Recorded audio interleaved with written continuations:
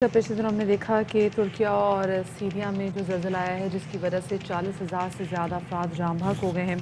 उसमें हमने देखा कि किस तरीके से पाकिस्तान ने बढ़ चढ़ के जो रेस्क्यू ऑपरेशन है ना सिर्फ उसमें बल्कि वहाँ पे जो मौजूद लोग हैं जो कि इस अर्थक्वेक का निशाना बनाए हैं उन तक खुराक की चीज़ें कैसे पहुँचानी है, उन तक बहुत सारी मेडिसिन कैसे पहुँचानी है, इसमें भी उन्होंने अपना बहुत किरदार अदा किया। और स्पेसिफिकली अगर हम अपनी यहाँ की बात भी करें तो इकरारुल हसन जो हमारे एंकर पर्सन है वो भी अपनी टीम के साथ वहाँ पर पहुँचे सामान लेके ताकि और वो आप वहाँ ये पे देखें कि -10 जी टेम्परेचर था और वहाँ पर जब ज़राए मुदरफ भी उस तरह से ना हो, ज़राए मवासलात भी ना रहे हों, चलना फिरना तक दुश्वार हो, गाड़ी लेके जाना तो एक अलग ही बात है, लेकिन वहाँ पर टीम सरेआम इमदाद देकर पहुँची और अपने हाथों से सामान पैक किया और ख़ुद तकसीम भी किया।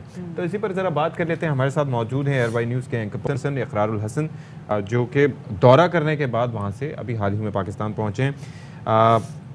इकरार, हेड्स ऑफ टू यू कि आप वहाँ पर गए और आपने ARY न्यूज़ की तरफ से, ARY नेटवर्क की तरफ से आपने अपना हिस्सा वहाँ पर डाला। तो क्या मनाज़िर आपने देखे ज़लज़ले के बाद तबाहकारियों के? ज़ाहिर है तुर्किया में तारीख़ का एक बदतरीन ज़लज़ला आया है तुर्क और शाम सरहद पर, और इंतहाई नगुफ्ता बे सूरत हाल है। अल्फाज में शायद उसका बयान भी मुमकिन नहीं है। बिलउमूम जो हम देखते हैं ज़लज़ला उन इलाक़ों में कि जहाँ वर्टिकल डेवलपमेंट्स नहीं होती या वर्टिकल इमारात नहीं होती, यहाँ पे जिन इलाक़ों में भी ज़लज़ला आया वहाँ एक मंजिल से ज़ायद मंजिला इमारात थी और उसके नतीजे में ज़ाहिर है जानी नुकसान भी ज़्यादा हुआ और इमारात का नुकसान भी बहुत सारा। हमने अपने ट्रिप को 2 हिस्सों में तकसीम किया था। हम पहले इस्तांबुल से मलातिया के इलाके में गए और मलातिया में हमने देखा कि मलातिया शहर एक कदीमी शहर है, उसका डाउन टाउन मुकम्मल तौर पर तबाह हो गया था इस शदीद ज़लज़ले के नतीजे में। और सबसे ज़्यादा अफसरदा कर देने वाली बात ये थी कि वहाँ एक बहुत कदीम जामिया मस्जिद थी डाउन टाउन में, वो भी इस ज़लज़ले के नतीजे में शहीद हुई। वो बाज़ार कदीमी मुकम्मल तौर पर तबाह बर्बाद हो गया इस ज़लज़ले के बाद। लेकिन हमने वहाँ कुछ हौसला अफजा मनाजिर भी देखे। वो ये कि उस शहर को मुकम्मल तौर पर खाली करवा लिया गया था। जो इमारात तबाह हो गई वो तो हुई, लेकिन वो इमारात जो कि बिल्कुल मखदूश हो गई इस ज़लज़ले के बाद, उनकी जो रेशो है वो तकरीबन 90% है, यानी 80 से 90% इमारात उस शहर में मखदूश हो गई, रहने के काबिल नहीं है। लेकिन वहाँ हमने ये देखा कि वहाँ के मेयर की एक ग्रोसरी स्टोर्स की चेन थी, उस चेन को उन्होंने लोगों के लिए ओपन कर दिया, खोल दिया उन्होंने, और वहाँ से लोग बग़ैर कोई पैसा दिए ग्रोसरी का सामान ख़रीद सकते हैं।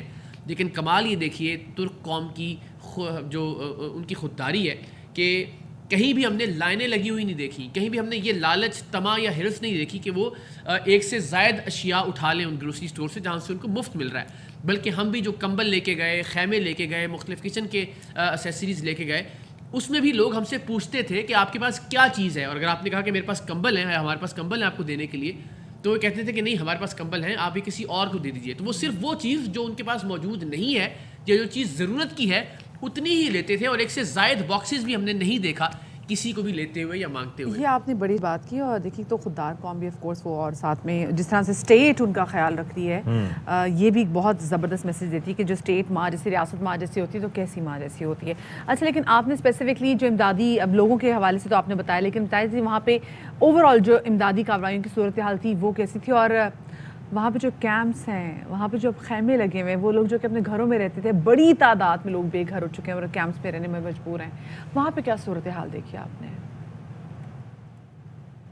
जी, जिस तरह मैंने अर्ज़ किया कि वहाँ पे ज़ाहिर है -11-12 डिग्री सेंटीग्रेड तक भी है। गाज़ियान्तप और उसके मुल्हका इलाकों में भी -4-5 तक टेम्परेचर था, और रात में टेम्परेचर और ज़्यादा यानी कम हो जाता था।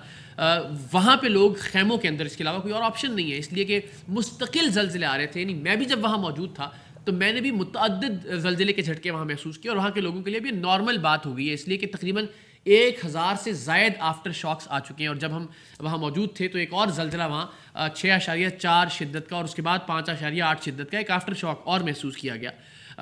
सो ये सिलसिला वहाँ पे जारी है। अब लोगों के लिए एक तरह से मामूल की बात वहाँ पे बन गई है। तो खैमों के अंदर एक से ज़ायद फैमिलीज़ भी एक दूसरे के साथ रह रही हैं। ज़ाहिर बहुत सारे लोग वहाँ से जा नहीं सकते बाकी इलाकों या शहरों की जानिब, इसलिए कि उनको उम्मीद है कि शायद उनका कोई प्यारा मलबे के नीचे से ज़िंदा निकल आए, शायद कोई लाश बरामद हो जाए, क्योंकि किसी की लाश मिल जाए अपने की फिर भी शायद थोड़ा सा सब्र आ जाता है।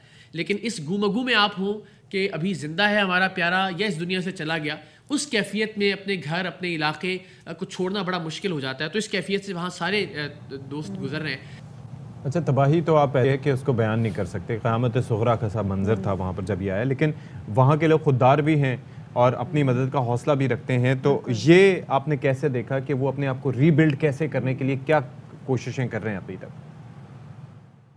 बहुत ही जज्बे वाले लोग, बड़ी शानदार कौम, जैसा हम सुनते थे, जैसा हमने तारीख़ में पढ़ा, मैंने उनको वैसा ही पाया।